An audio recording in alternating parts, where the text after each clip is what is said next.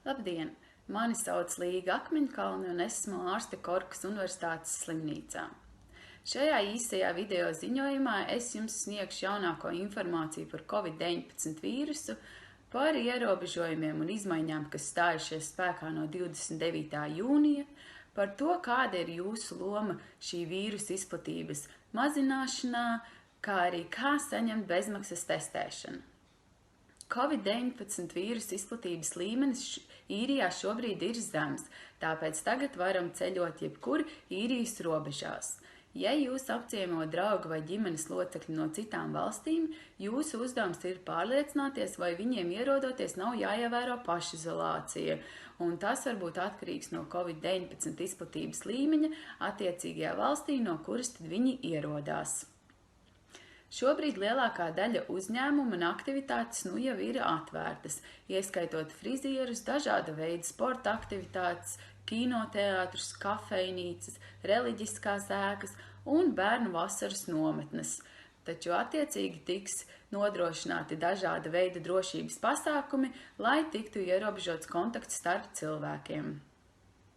Tagad mēs varam satikt vairāk cilvēku, līdz pat 50 iekštelpās un līdz pat 200 atrodoties ārā.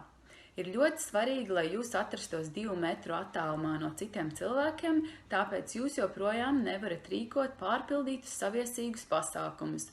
Un atcerieties, ka pulcēšanās brīvā dabā ir daudz drošāka nekā iekštelpās. Daudziem cilvēkiem ar Covid-19 vīrusu simptomu nav. Jūs iespējams nenojaušat, ka jums tas ir, tāpēc jums ir jāturpina ievērot 2 metru distanci no citiem, pat ja jūs jūtaties labi un satiktie cilvēki ir šķietami veseli. Ir ļoti svarīgi bieži tīrīt rokas ar dezinfekcijas līdzekli vai mazgāt ar ziepēm un ūdeni, īpaši pirms pieskaraties savai sejai vai gatavoties ieturēt maltīti. Autobusos, vilcienos un veikalos jums vajadzētu nēsāt sejas aizsagu. Jūs to varat iegādāties vai izgatavot paši no auduma.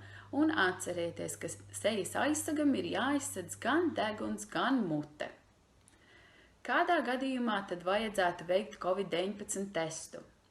Ja pieaugušiem vai bērnam ir augsta temperatūra, klepus, apgrūtināta elpošana vai smaržas vai garšas izmaiņas, lūdzu sazinieties ar ģimenes ārstu. Lūdzu zvaniet jau pirmajā dienā, kad jūtaties slikti, pat ja tas ir nedēļas nogalē vai jūsu simptomi ir viegli. Jums iepriekš nav jābūt reģistrētam ar attiecīgo ģimenes ārstu, un zvana un testa veikšana ir bez maksas. Pārbaude ir ātra, droša, un rezultāti ir pieejami jau 1 līdz 2 dienu laikā. Gadījumā, ja jūsu testa rezultāts ir negatīvs, jūs varat atgriezties jau darbā 2 dienas pēc tam, kad jūtaties jau labāk.